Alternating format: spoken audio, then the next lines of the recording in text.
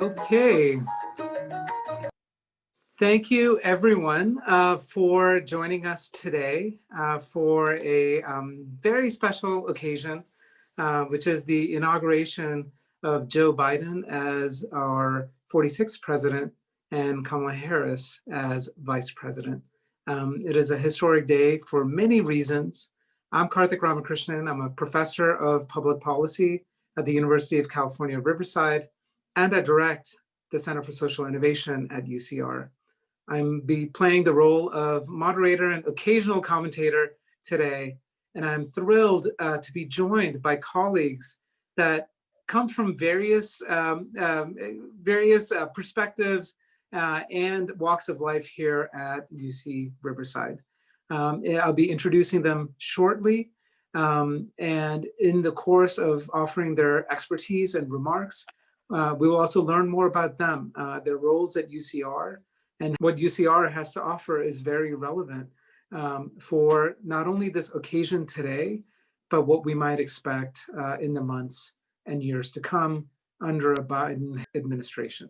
First, I would like to welcome Jennifer Brown, who is the Vice Provost and Dean of Undergraduate Education at UC Riverside, to offer some initial reflections and thoughts as a leader, with the inauguration of Kamala Harris as vice president.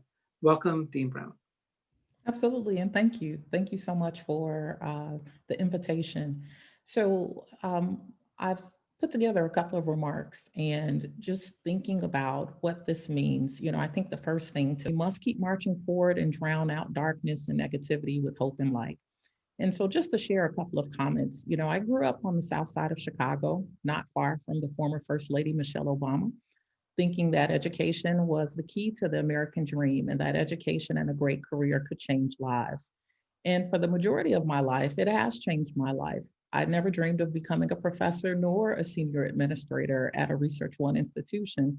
But in the recent decade, things have been tumultuous, and the realities of being an African-American woman have shown me that inequities for myself, as well as other minoritized populations, whether it's undocumented students, the LGBT plus community, and other minoritized populations, that still exists.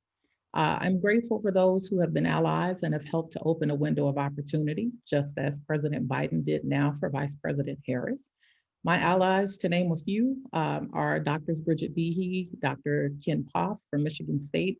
I have lots of Purdue and Oregon State colleagues, and a good dear friend and colleague and mentor, Dr. Brenda McComb, have shown me the power of lifting others and providing a pathway to opportunity. Without these folks, I wouldn't be sitting here before you today. After reciting the pledge today during the inauguration, I reflected on the phrase, with liberty and justice for all. And isn't that what we stand for?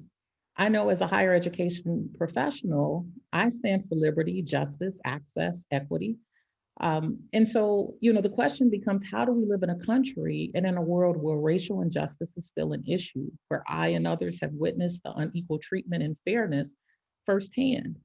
These past few months, we've seen folks of all color, of all gender, male, female, non-binary, speak out in protest with the Black Lives Matter movement and the unjust murders of so many African Americans, because it is all about equality, equity, liberty, and justice for all. The hypocrisy that we've witnessed threatens these ideals that liberty and justice is for all in America. So as the Vice Provost and Dean of Undergraduate Education and the first African American to sit in this position, I can share that there have been challenges, and yet still I rise. As an African American senior leader, I've been questioned, scrutinized, and asked to prove how I got where I am in some spaces and widely celebrated in other spaces. And America says that we are created equal, yet marginalized populations know that this is still a caveat, that this is not true.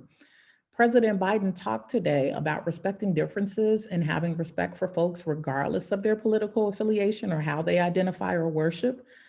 And as a person of color, I couldn't have been prouder to hear him say that, right? Thinking about that neighbors can disagree, but still have time for respect and admiration.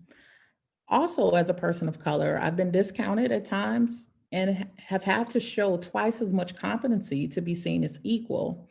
Uh, and I think this is why, as an administrator, I fight so hard for the voices that don't have a voice. This is what contributes to helping increase social mobility. So today was a historic moment of first. The first African-American, Asian-American woman vice president who is a woman with multiple identities and a member of my beloved Alpha Kappa Alpha Sorority Incorporated, Vice President Kamala Harris. And I want to take a moment to share the importance of the Black Greek Letter Organization. We are lifetime organizations and we serve in college and throughout our lives. My organization, AKA, believes in service to all mankind. We are a 113-year-old organization as of last week. We were founded by 20 African-American women at Howard University, which is the alma mater to Vice President Harris. And AKA looks to solve problems and help our African-American community. One of our signature programs, CAP, called College Admissions Process, focuses on motivating and assisting young African-American students into the college entry process. We have over 300,000 members and over 1,000 chapters that serve the need of our community. And I believe that AKs everywhere are cheering on Vice President Harris today, as is other Black Greek organizations and folks who believe in education, access, advancement, and those who celebrate equity, inclusion, and hope. So it's not just about the African-American community, but it's about those who believe in inclusion and hope. We're sometimes ashamed to talk about our differences or inequalities, but it is time to stop ignoring the reality. I'm hopeful that these inequalities will be recognized, talked about, and discussed with an honest effort to resolve some of the issues during the Biden-Harris administration. And last, I just want to say that 92 people have touched the Bible that was used to swear in presidents and vice presidents in this country. Only 2 have been people of color, and only 1 today has been a woman. Today's inauguration restores hope. It means resilience of and in our democracy. And I'm excited to watch boldness in action, where civility and core principles of human decency become the norm, and 400 years of racial injustice is acknowledged and recognized. It's time to practice the ideals of equity and inclusiveness in America. Our dreams of justice will no longer be deferred.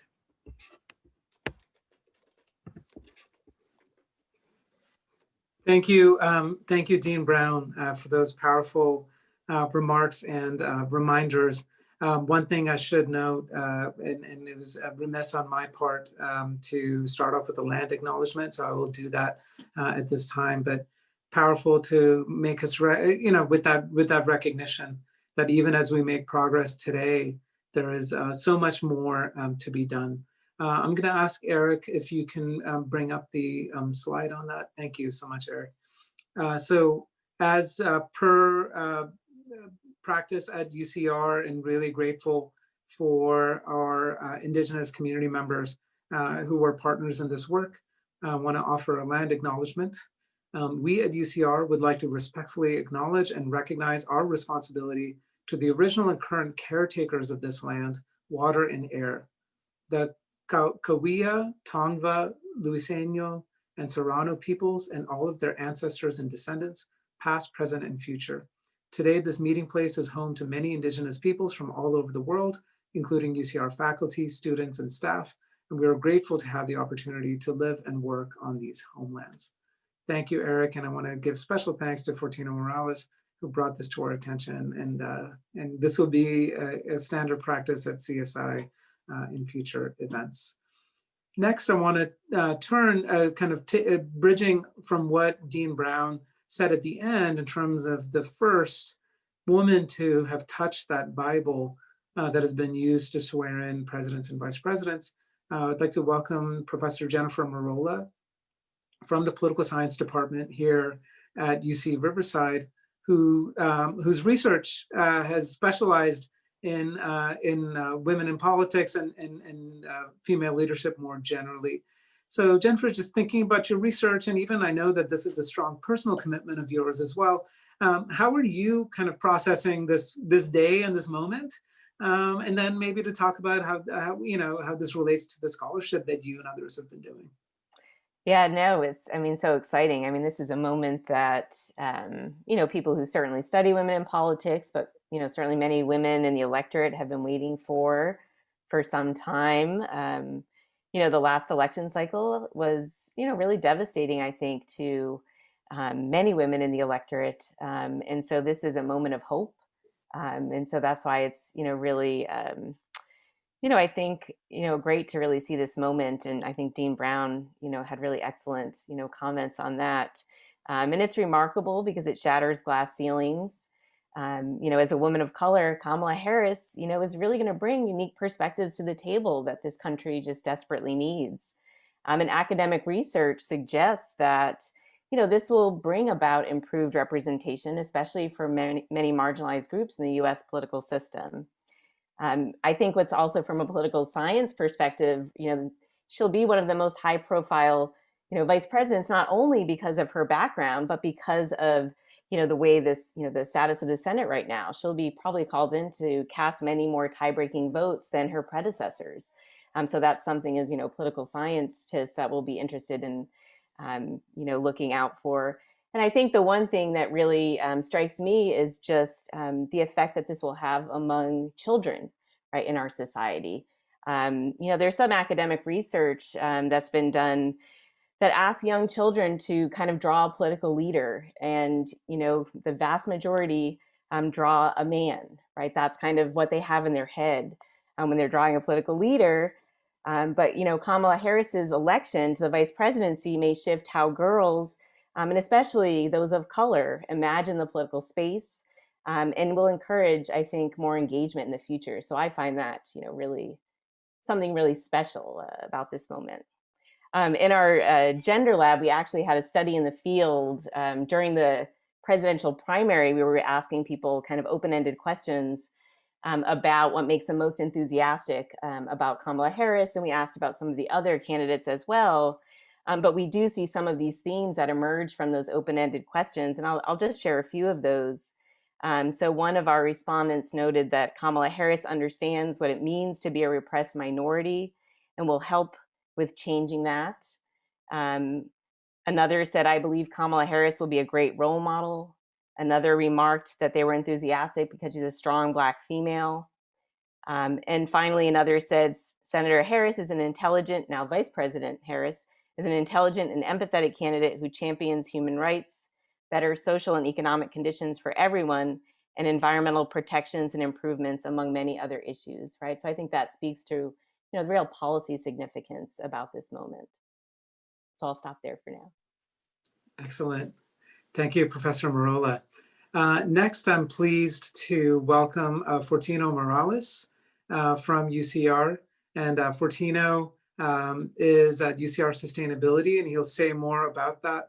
Fortino is also a graduate of the School of Public Policy of its master's program in public policy, and is also an undergraduate alum of UCR. He's been involved in Our Garden and many other efforts at sustainability well before his current official role on campus. So Fortino, welcome, and would love to hear more about sustainability at UCR. And also if you can give some perspective of what the last 4 years have meant, both nationally under the Trump administration, as well as the last 4 years in California, and what this moment means to you looking ahead. Yeah, thank you. So I'm Fortino Morales, and like Karthick was saying, I've been on campus in multiple ways now for the last 15 years. I was just looking at it last night in preparation for this. I've been an undergrad. In my time as an undergrad in environmental science, I was really active on campus and getting involved around sustainability issues. So helping start the Art Garden and also the Green Campus Action Plan, which is kind of like a student-run green fee. And then from there, I was able to kind of become the first staff director of the Art Garden on campus, looking at offering education around growing, but also making the connection to food security in the community and even on campus. It's one thing that we've seen recently nationwide is that there is a kind of a growing need for growing food insecurity on campuses across the nation. And then from there, like Karthick was mentioning, I kind of wanted to see about melding environmental science and policy together, and seeing that that's a really a strong avenue for making change. And so that I joined the master's in public policy to do just that. And I'm lucky enough now to be in the sustainability office and helping make that change on an institutional level here at UCR, but also on the system level. Working with the Office of the President and many of my colleagues across the UC system. What's great about that is that that a lot of what we do here in California gets translated or copied over on the federal level as well. And so I think we're all pretty excited to kind of continue and lead in that way. And just to kind of highlight some of the efforts that we've been doing at UCR around sustainability. So on the student side, we do have a sustainability major. And interestingly enough, it's actually housed under the gender and sexuality studies. And I think that's actually a really important point, especially as we think about, the previous two speakers were mentioning, and having women in our institutions, and I think is really important. And especially in the sustainability field, I think it's something that needs to be kind of highlighted. And so I'm glad that our campus it has that under the gender and sexuality studies to take a deeper look at that. Also, we have a lot of fellowships and paid internships available for students to kind of get them experience working with the EPA. We have an MOU with them to work with them and offer internships. And so we're looking forward to working with the new EPA directors there. And so I think that'll be really a great opportunity for the students to have there. And then, of course, with the Art Garden, what we've seen is that it's actually grown quite a bit, and actually during COVID, been able to help supply students with produce, through everything that's going on now. And in terms of faculty research, we have premier research centers on campus, including faculty that have helped with authoring portions of the California Climate Action Climate Assessment. And so that's really, I think, that's one example of the work that all the faculty are doing on campus around sustainability. And then operationally, which is kind of where I lead a lot of these efforts and work on these. I'm really proud to say that we have 8 megawatts of solar on campus. And so one of the largest installations across UC on campus. It supplies about 9% of our energy on a yearly basis, and we're actually in the midst right now of installing rooftop solar on 3 buildings. So we're pretty excited about expanding that. And I think with the kind of the federal climate action plans that we've seen, I think that will only increase from here on out. We're also working on zero waste initiatives across campus, and we've also installed 30 plus electric vehicle chargers, and we're looking at expanding that as well. And I know that that's something that's been mentioned on the federal level as well of interest. And then lastly, this is with the North District, which is our newest development that's kind of underway. It's 51 acres. And one thing that's really special about it from the sustainability perspective is that there's no natural gas in all of that development. And natural gas is one of the tougher climate greenhouse gas emissions that we have on our campus. And so it's a really big deal to have that 51 acres be developed without that infrastructure there that we would eventually have to mitigate. And the other side of that is that we have 17,000 students that commute on a daily basis, pre-COVID and hopefully post-COVID. And with that full build out, we'll have 6,000 students living on campus, and that'll reduce the amount of commute traffic, and that has a direct impact on our air quality in this area and the health of the students too. And I think I'll just end with saying that this morning was really special, as the father of a young daughter, to watch the inauguration. So that was just really impactful for me on a personal level. So. Thank you, Fortino. And to close out with the personal observations, I'll say for me personally, and I've been multitasking. There are many different meetings going on. It was powerful to see the swearing in and President Biden's speech. I think having Garth Brooks doing Amazing Grace and also the poet laureate, a young person, wise way beyond her years, was just a truly special moment. I also note that my mom earlier today drew a kolam, which is a South Indian tradition, something she does every morning. But in addition to the religious kolam that she drew one for Kamala Harris, who is Black and South Indian, same background as our family comes from. And that was kind of my personal connection through my mother, but certainly for me too, to have someone in positions of power who look like us, who come from backgrounds. And I think for many people, it's so many different aspects of Harris's biography, including the first California vice president that we've seen in decades, is a truly huge moment. I'm going to turn next to Kathy Eiler, who is from Government and Community Relations at UCR and directs the federal relations work. Kathy, welcome, and would love to hear your thoughts about what members of our campus community, but also the community beyond that, not only what do we make of this moment, but also what are the kinds of opportunities do we have as UCR and as community partners of UCR to connect with the Biden-Harris administration and the various federal government agencies? Well, thank you, Karthick. Well, today is a very special day, and it starts an opportunity for UC Riverside to reach out to the new administration on several areas that are important to UC Riverside. One of them is doubling the Pell Grant. The University of California and the UC Student Association is calling on Congress to double the maximum Pell Grant over the next 3 years. And UC has a substantial investment in making sure that our students are provided the education that they need in this time of economic crisis. Also, the Biden administration has 4 priorities that we will be talking with the administration about. And the first one is COVID-19. UCR has been participating in research, in implementing vaccine protocols, and also testing.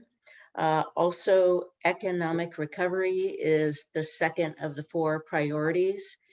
We do have our Office of Research that is reaching out to our local and regional community to build a robust innovation and entrepreneurship program. The third priority is racial equity.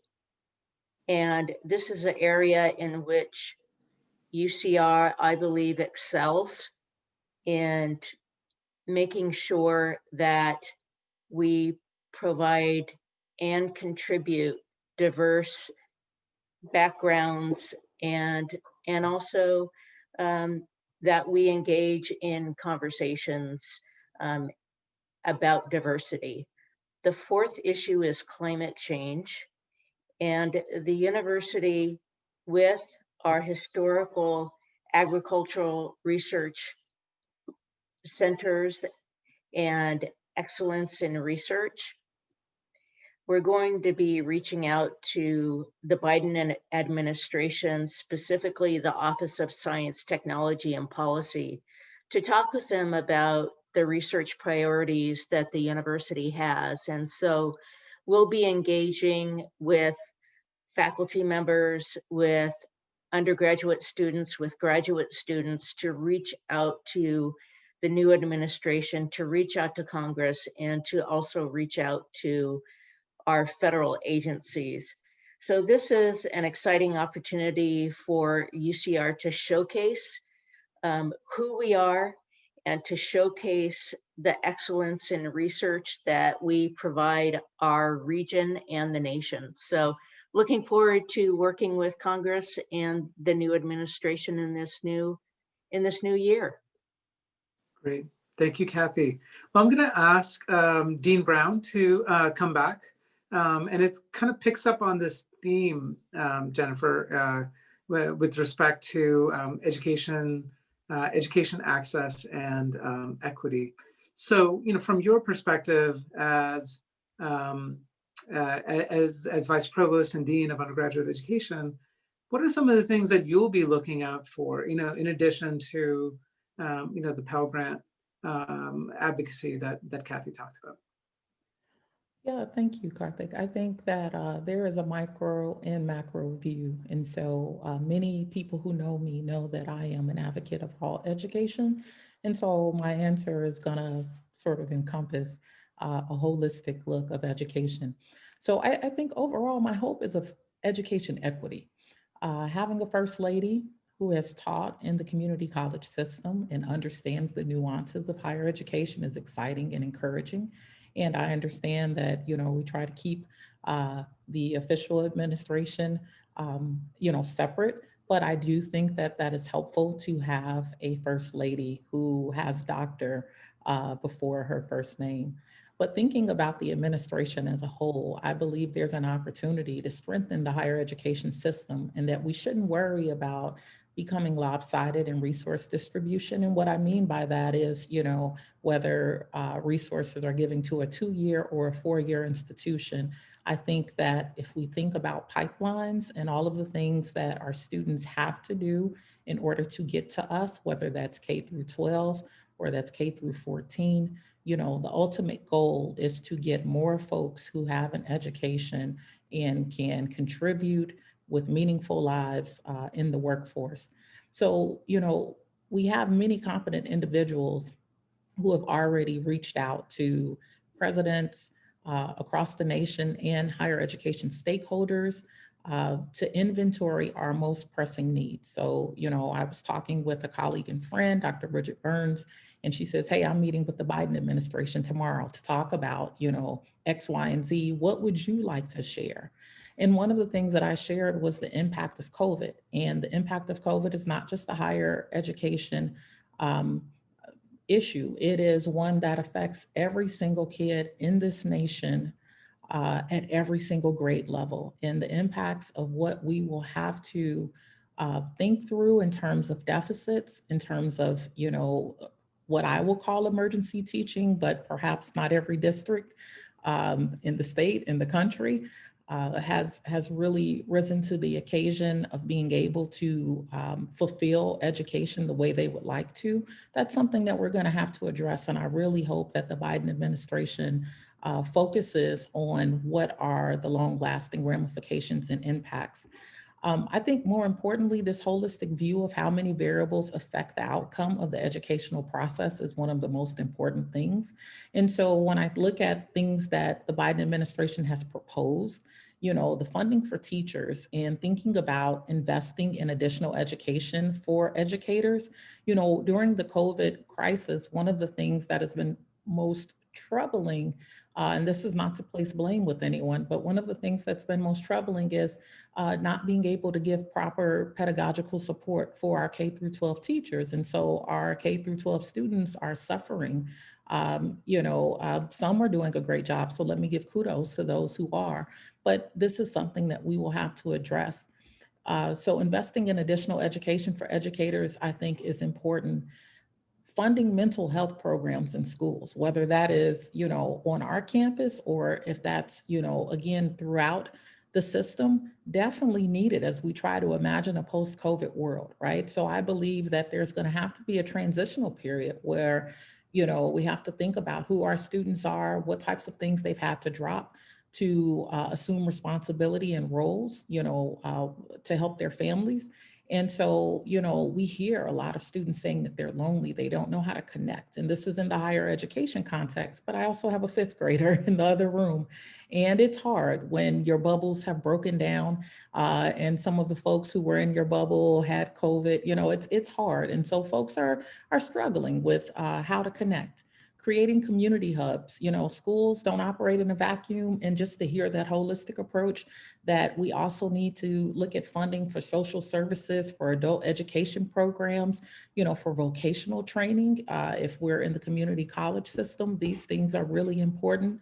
And then I think, you know, just going back to UCR, eliminating equity gaps, you know, which is one of the most important things that we can do. We have to make sure that all of our students have equal access, equal opportunity, and are allowed to experience sense of belonging and all of the other variables that will help to make them successful. So I just think overall, you know, the holistic approach in thinking about what folks need, you know, it's a new day. I'm hoping that he is able to push forward a lot of the things that he has proposed. Thank you, Dean Brown. And if you could stay on for a second, I'd just like to ask a follow-up on that. And also just note, right, and I would love through this, as I learn about your passions, and we're colleagues in the School of Public Policy, but it's so great through this forum to be able to dig deeper here. There's so many community organizations like Blue Educational Foundation, Congregations Organized for Prophetic Engagement, Sigma Beta Xi, and others that are deep in the work of education equity. So I would love to kind of bring your passion and expertise and interest with the kind of community partners that we have here. And so just wanted to, you know, flag that. Also to note, I'm wondering to get your thoughts. You know, one of the things UCR is really strong in is with those 6-year graduation rates that we do not have significant disparities. But I know that some of those disparities show up in the 5-year and 4-year graduation rates. So can you just say a little bit about what UCR is doing to make sure that our Black and Brown students, including Indigenous students, you know, are able to succeed even on those other metrics, even as we do really well on the 6-year graduation rate?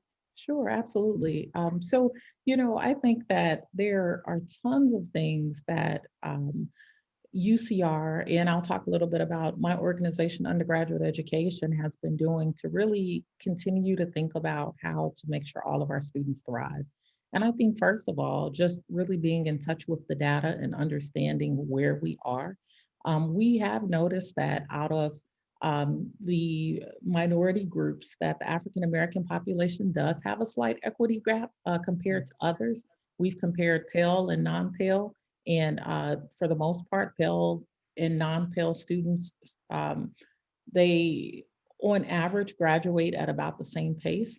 But our African-American students, and we're talking about less than a 10% difference. So we don't have large gaps, as you've said, but there is something to sense of belonging and making sure that when you come on campus, whether it's remotely or in person, that you feel that you can identify with this space, that you see people who look like you, either as, you know, your professor, you feel a sense of safety. And I know that that's sometimes not often what people think about, but it just really shares the holistic view that it is more than just what happens in the academics. It's actually the support services that are also very key and pivotal to making sure that folks are successful.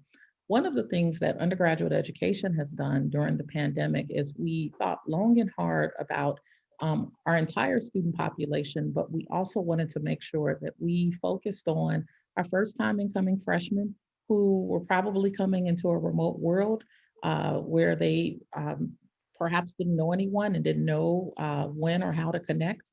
And we also thought about our transfer students. Now, we love our continuing students too, but we thought about in the COVID context, what types of things would be successful. So some of the things that we do that I believe contribute to graduation rates, we have created what's called the Campus Collective. It is a text-based peer mentoring system. And just in this first term of execution, we've had over 35% involvement, where we were told the max is 30%. It helps to flag some of the things that students need to talk about. So some may be academics, but some may be some of the anxieties that go along with the COVID context. And we're trying to make sure that we map them with appropriate resources so that they understand that there are folks who care about their well-being and that we understand, you know, that life is happening.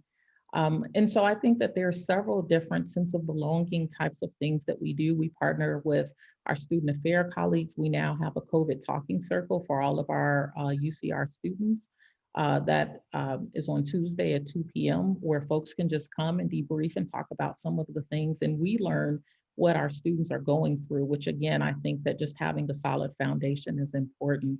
I could go on and on and on, but I can share with you that programs like the ARC, the Academic Resource Center, are some that are pivotal, to helping our students, whether it's additional peer mentoring, whether it's tutoring or supplemental instruction. But I know you have other folks who want to talk, so I'll turn it back over to you. But we're really excited, and we want to make sure that our students succeed, and we spend a great deal trying to make sure we understand what they're going through. Thank you, Dean Brown, and what you said about sense of belonging. Absolutely right. I mean that, and so thank you for sharing that perspective. A lot of times we just look at the numbers, and what you've helped us is to go underneath some of those numbers and figure out what's driving it. Another area is a sense of agency, and I think this is something we could all learn, not only in the UCR context, but in our community as well. So next, I'd like to bring up Fortino again. So Fortino, the Biden administration, thinking about sustainability, the Biden administration is talking a lot about green jobs and green infrastructure. So just thinking again about UCR, but also the Inland Empire more generally, what are your hopes about what that will mean in our region, in terms of green jobs, green infrastructure, green technologies? Yeah, definitely. Well, and I guess I'll start too, just with kind of the IPCC report and kind of what they've mentioned quite a bit there is that we have 10 years to make some pretty drastic changes, and so to have federal leadership here, I think is going to be really important. Rejoining the Paris Agreement, of course, but going well beyond that. I did also want to hit on a point that was raised earlier about the 4 topic areas, as with the racial equity focus, and climate action. I think there are 4 different areas, but I think there's a lot of intertwining that happens there as well. And so that kind of comes a little bit to some of the hopes that we have, right? Is that California's governor announced recently that no new internal combustion engines will be sold, and everything will be electric vehicles in the coming years. And so I think, like I was mentioning earlier, the California being a test bed for policies that address climate and air quality, and especially for our region, our own health, right? So when it comes to our breathing and asthma rates and things like that, I think doing something like that, taking those policies that are happening here on the state level and taking them to the federal level, I think would be really helpful for the health of not only our region but the nation as a whole. And so, and then I guess there's a couple other things too. I think the kind of power generation is of course a really big issue. For instance, our campus and the energy that we receive, 29% of it is coming from Utah, the Intermountain Power Plant, and so. Recently, the Riverside Public Utilities is planned to exit that, and that contract and just that decision alone will halve our emissions from purchased electricity. And so, that may not necessarily be so focused on this area, but also if you think about the communities in Utah that might be affected by this, I think it's important to understand how everything's connected in that way. I think there's also kind of related to the Department of Transportation. I think there's a lot of focus on equitable transit policies as well. So the overall focus has been, and especially in Southern California, has been around the car, but really starting to pay more attention to walkability and public transit, and investing more in that will actually help also with air quality in this region. And like we know, there's a lot of impacts that come with transportation there too. So Great. And maybe I'll just add a couple of other comments, and I'll just keep you here for a second, Fortino, if that's okay. Is that, we have the California Air Resources Board research facility that's going to be opening, I believe, later this year. I think it's on track for that. We can ask Kathy for an update when we go back to her. We also have a lot of solar in our area, right, including the city of Riverside with Solar Max, but a lot of efforts in energy generation and storage, wind, solar, and energy storage out in the Coachella Valley area. we have a lot of interest in potentially lithium and what that might mean, but also to make sure that it's done with community input and empowerment at its core, including its economic empowerment in the Salton Sea area. And then finally, I want to flag, the Redlands Rail Project, which is a low emissions diesel engine, which will then transition to hydrogen fuel cell. Big important questions about where hydrogen fuel cell will be in the mix of various emissions reduction strategy that we're talking about. UCR and the Inland Empire is in the center of all of these conversations and plans. So I think it's exciting. I don't know, you flagged a little bit about environmental justice as at that intersection of racial equity and environment. So Fortino, I don't know if you have anything you want to add with many of our community partners and what their hopes are, in terms of environmental justice. Yeah, no, I think definitely. I think one tool to highlight is the Cal Enviro Screen, and so that's something that has been worked on by a whole team of researchers across the state, including some researchers here at UCR. And what's really great about that is that it's a tool that kind of maps out environmental impacts, and there's 21 different metrics that are related to that. But they tie that also to policy as well, which I think is the really big piece of that. And I think the community organizations in the area have been really good at, advocating for that, right? Saying that, there are communities that are impacted more heavily, and they need extra resources to be able to kind of mitigate that. And I think that'll be something that I think will hopefully continue and get more resources and funding towards that. I think air quality has always been the big driver for, I think, a lot of the community concerns out here. And so, the the Community Center for Environmental Justice, I'm messing that acronym up, CCAEJ, has been a big leader in that field for a long time. And so, I expect that to grow as well. And I think it's also a tool that can also be used in other states. I'm not too sure how many other states have rolled out a tool like that maps based on census tract, all these different metrics, and to really kind of hone in on communities that might be facing adverse environmental impacts.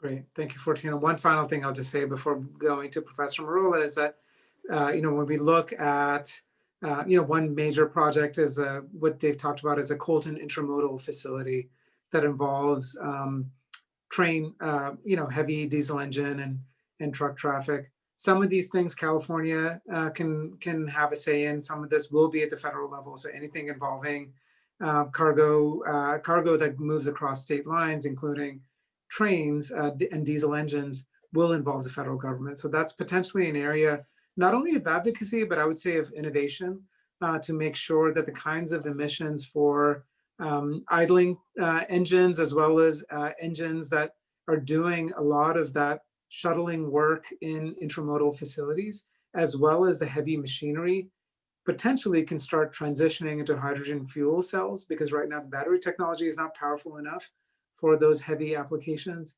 So that's something potentially where we can have a mix of federal government attention and innovation, including research at UCR and elsewhere, that can be part of that solution. So thank you, Fortino, for your perspectives there. Next, I'll bring in Jennifer Merolla.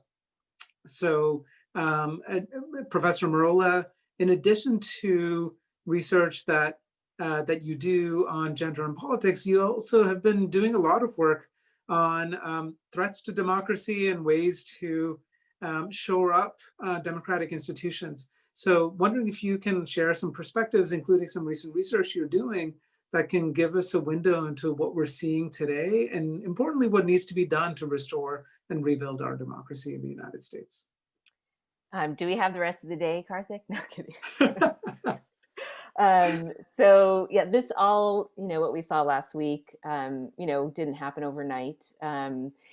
There have been some troubling shifts in, of course, kind of elite behavior over the last several decades, but also, just the way in which the public thinks about democracy and their support for democracy as an institution. Now, often polling firms in the US don't even ask questions about kind of levels of support for democracy in the abstract, because the assumption is that, right, there's very high levels of support for democracy as an institution. in a way of government. But there are some surveys that are done internationally, especially the World Values Survey. And there's been a troubling decline, even in a question as basic as, is democracy the best form of government, which is, pretty high. But what we've seen over the last few decades is a decline in support for democracy, particularly among Republicans. And that predated Trump on the political scene, right? Before his presidency. But it did accelerate, right, once he was in office. And so we've been seeing some disturbing trends, just among the public in their support for democracy. And of course, fast forward to 2020, and you have about half of the Republican electorate that believes the election was stolen. And, many people genuinely believe that. And it's not surprising because, the kind of a trusted source for them, right, the leader of the party, the president, is telling them that information. And so this is a deeply troubling development, and, really showcases the fragility of democracy, which I think we heard about, from some of the speeches this morning, that, we really can't take democracy for granted. And so, now we have to really do the hard work of trying to rebuild public support for democratic institutions. And there's some promising developments already. I've been doing some research with Dean Bowler and Miguel Carreras, a professor in political science, where we really wanted to get a sense of how the public has reacted to some of Trump's anti-democratic rhetoric, some of his anti-democratic tweets. And we actually find that, if anything, people reacted against those tweets and became even more supportive of democracy. Now, that was among Democrats, but also among some independents, right? So people were actually becoming more committed to democratic attitudes, given some of that rhetoric. So that's promising. But of course, given the events of last week and some of the beliefs in the Republican electorate, we need to work on rebuilding trust in democracy across the partisan divide, especially at this moment. One important thing will be rebuilding trust in the electoral process. So we need to work hard to protect the right to vote for all Americans. We also need to kind of make sure that the public believes the process is fair and legitimate. The way some countries do that is they have nonpartisan independent federal elections agencies that kind of make reports about the election and oversee some of the process. And so that might be something we look into doing. Another thing is, part of the problems are because of our growing polarization, which is often linked to the way districts are drawn, right? Congressional districts are drawn in a way often by state legislatures that are controlled by one party to really kind of benefit their party.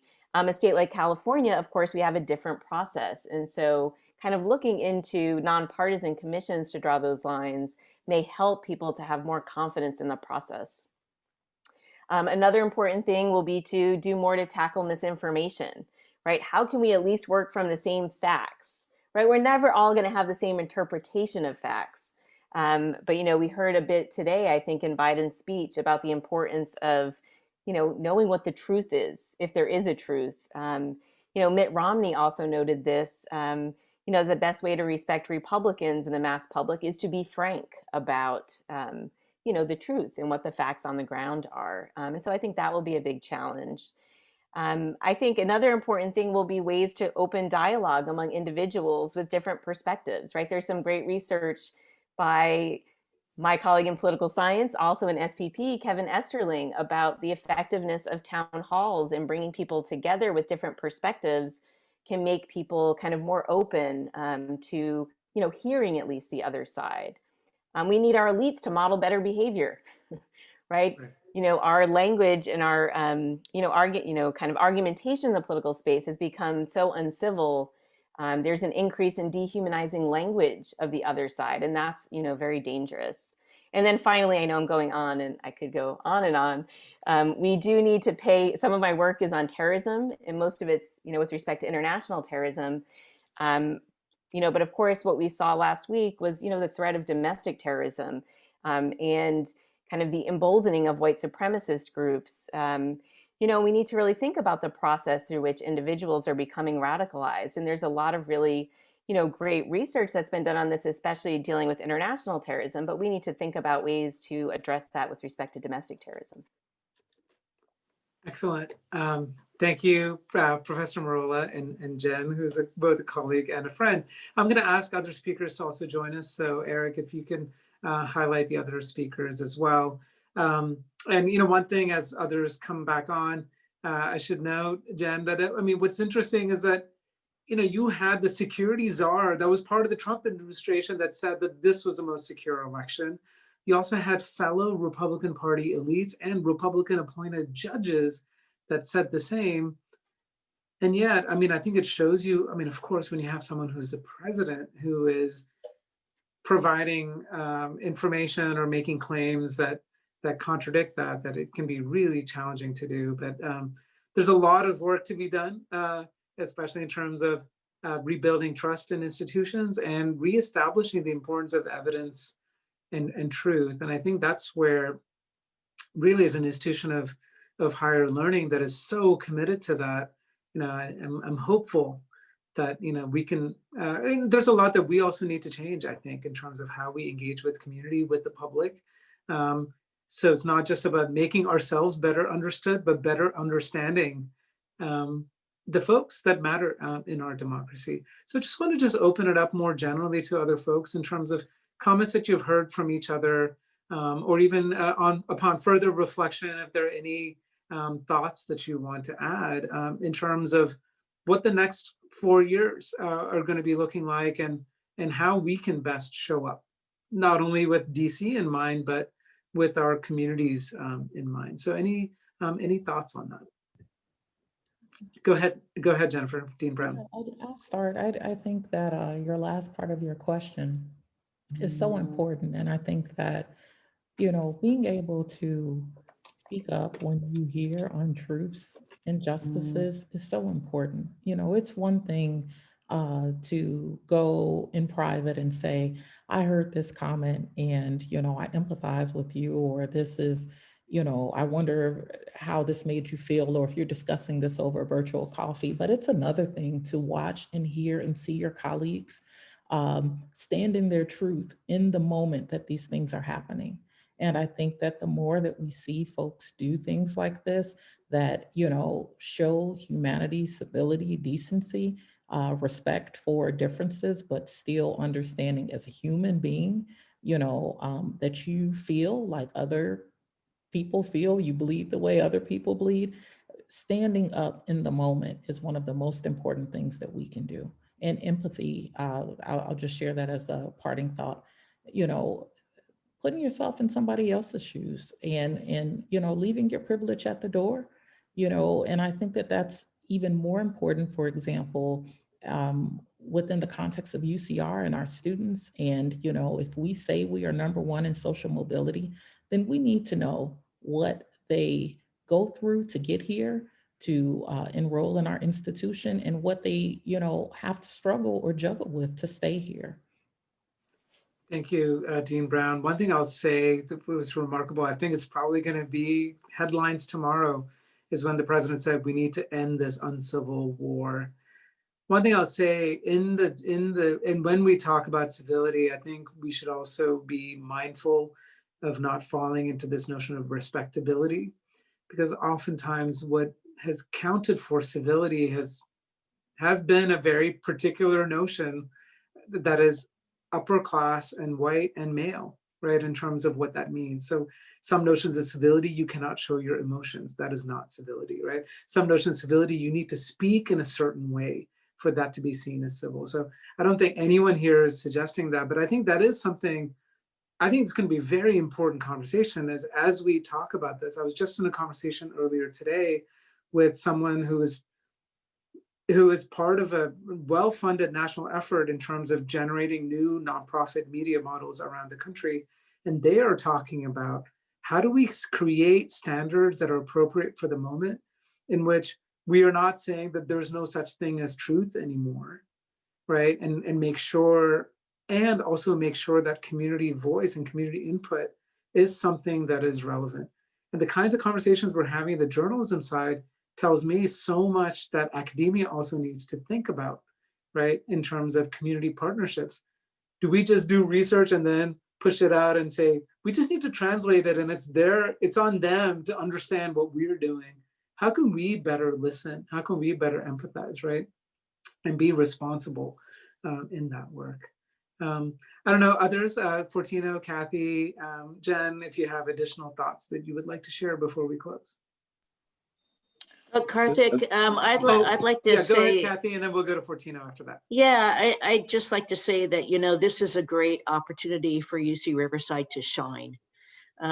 We have so many amazing, talented students, faculty, leaders, and I think this year we will have the opportunity to talk to both sides of the aisle about what our expertise is, and how we're giving back to the community. I'd like to highlight the Center for Health Disparities that's headed by David Lowe and Juliet McMullen, and the work that they're doing in the Coachella Valley and the Salton Sea.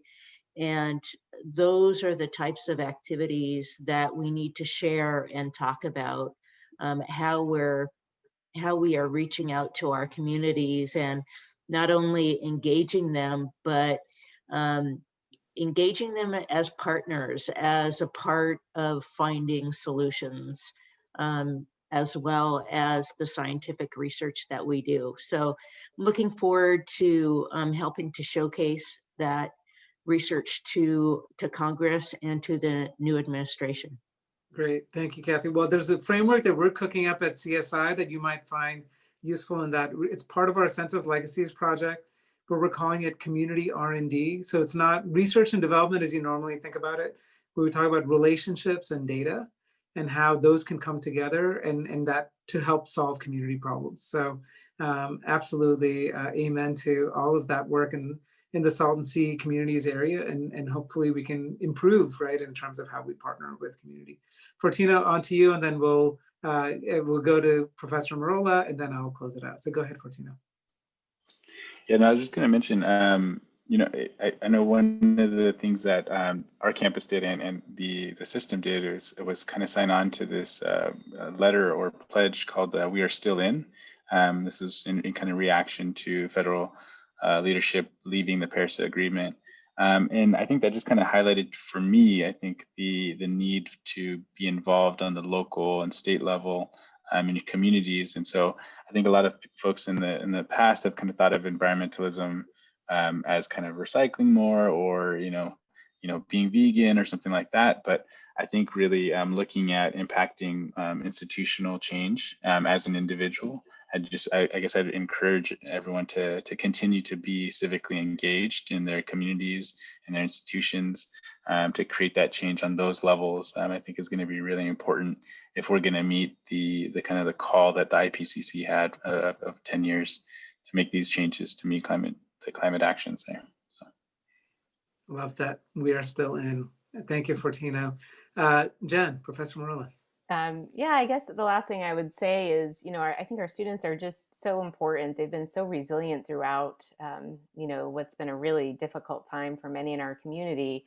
And one of the things, we try to do in our classes, I'm in political science, right? So, we're trying to teach about democracy, why we need to think carefully about it, why we shouldn't take it for granted, why we need to learn how to interrogate information and data and know what sources to trust.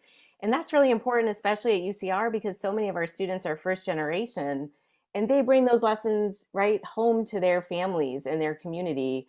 And so they can challenge, right, misinformation that might be out there about the election or about the safety of vaccines. And, that will help us kind of get around some of these crises that we face.